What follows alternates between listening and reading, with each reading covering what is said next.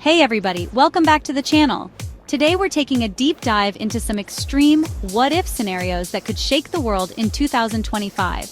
And most importantly, how we can all protect our wealth and our peace of mind if these disasters do strike. I'm talking new pandemics, earthquakes, financial crises, even the possibility of a new world war. Now you might be thinking, oh boy, here comes the doomsday talk. But stick around, because we're not here to panic, we're here to prepare. And if that sounds like something you need in your life, do me a quick favor. Hit that like button, subscribe, and turn on notifications so you never miss a vital update that could protect your future.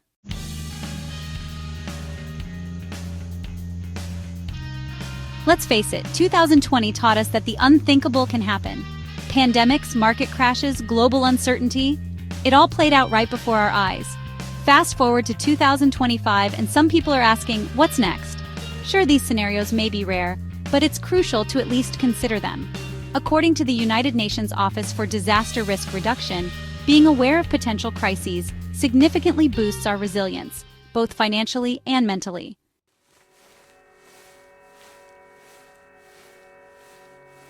A new big pandemic. The possibility isn't zero. The World Health Organization has repeatedly warned that global outbreaks could become more frequent due to factors like urbanization, globalization, and climate change. Could 2025 bring another major virus? Nobody knows. But what we do know is that we can learn from the past and be better prepared if it does happen. A big earthquake or tsunami. Catastrophic earthquakes strike without warning. The U.S. Geological Survey points out that while we can't forecast them precisely, certain fault lines, like those along the Pacific Ring of Fire, are always active. Tsunamis often follow big quakes, but the National Oceanic and Atmospheric Administration is constantly monitoring oceanic shifts. The possibility may be low in a given year, but it's definitely never zero. A new world war. This is probably the most extreme scenario on everyone's list. But many believe it's less likely. As we know, His Excellency President Trump returns to office in 2025. People reference his previous term's peace negotiations with North Korea, along with the Middle East peace deals, the Abraham Accords, 2020, as examples of de-escalation. Of course, a global conflict could ignite from many sources, so it's not entirely off the table. Still, most analysts peg this as a lower probability event, but low doesn't mean zero. A big financial crisis. Now, here's a scenario that might feel more real to many of us. Economic cycles have ups and downs, and some experts are sounding alarms about potential asset bubbles, rising debt levels, and geopolitical tensions that could lead to a major market downturn. The International Monetary Fund has emphasized that while global economies are recovering post-2020, vulnerabilities remain. So the possibility of a financial crisis could be higher than some of these other extreme scenarios, especially if monetary policies tighten and consumer spending slows.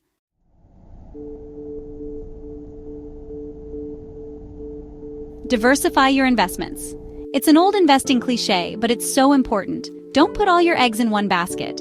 If you hold only one type of asset, like stocks, and a crash hits, your portfolio could get clobbered. By diversifying across stocks, bonds, real estate, and even alternative assets, you spread out the risk.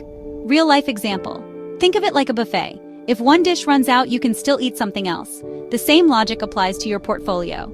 Resource Vanguard's Diversification Guide recommends a mix of assets to reduce volatility over the long term. Hold some gold and other safe havens. Gold has historically been considered a safe haven asset. When investors panic, they often flock to gold, driving its price up. The World Gold Council notes that gold tends to perform well during periods of high volatility and economic uncertainty. Pro tip: you don't have to buy physical gold bars to get exposure. There are plenty of gold ETFs, exchange-traded funds, that track gold prices, and they're super easy to trade. Real-life example. During the 2008 financial crisis, gold prices soared as the stock market sank. People who held even a small percentage of their portfolio in gold were able to cushion the blow. Build an emergency fund. Before you invest in anything else, make sure you have some cash set aside for emergencies. Typically, we hear about the 3 to 6 months of living expenses rule of thumb.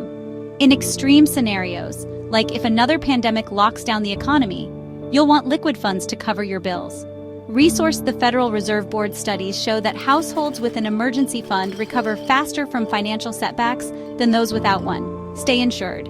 Insurance might not be the most exciting topic, but it's crucial. Life insurance, health insurance, and property insurance can protect you and your family in the event of disasters, whether they're medical crises, accidents, or property damage from earthquakes and floods. Real-life example. After a major hurricane, many families without flood insurance end up draining their savings or selling assets at a loss to rebuild. Insurance could save you from that worst-case scenario.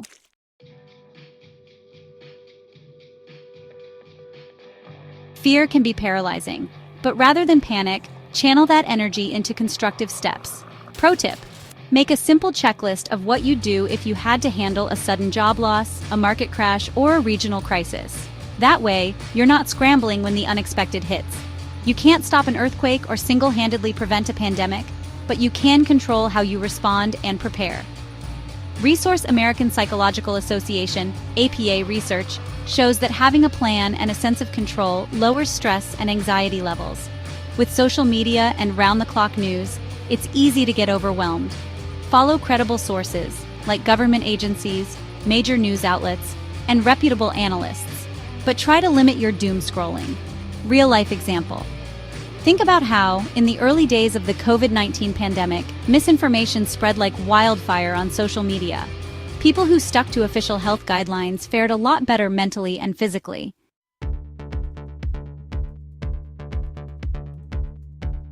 If there's one lesson from 2020, it's that remote work became a lifeline for many businesses and employees. In a new pandemic or global crisis, having digital skills like coding, digital marketing, or even e-commerce could keep you employed when others are struggling. Action point: start small. Enroll in a free online course on digital marketing or web design. You'd be surprised how many doorways a single skill can open. In uncertain times, who you know can be just as important as what you know. Building a strong professional network, both online and offline, can help you find new opportunities or even get a heads up on market shifts. Resource platforms like LinkedIn make it easy to connect with experts in your industry or region. Engage in relevant groups and communities for shared insights. If a big earthquake or another pandemic hits, having a sense of community, neighbors, friends, local groups can make a huge difference. You can swap supplies, share information, and support each other. Real-life example. In areas struck by earthquakes or hurricanes, neighbors who had a communication plan and shared resources generally recovered faster than those who tried to go it alone.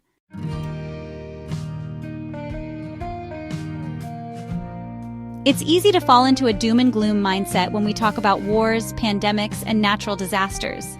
But remember, we've been through crises before, and humanity always finds ways to adapt and survive. Most of these extreme events won't happen in 2025, but if we do face turbulence, you'll be ready. Pro tip: revisit your emergency checklist every few months. Keep track of changes in your financial situation, your local environment, and global trends.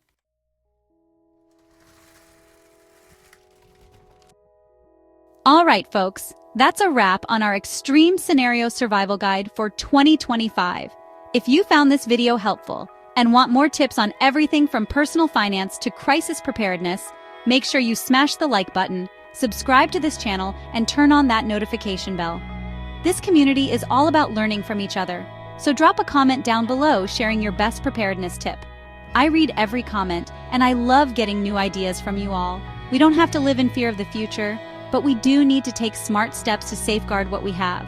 Let's stay calm, stay informed, and stay prepared.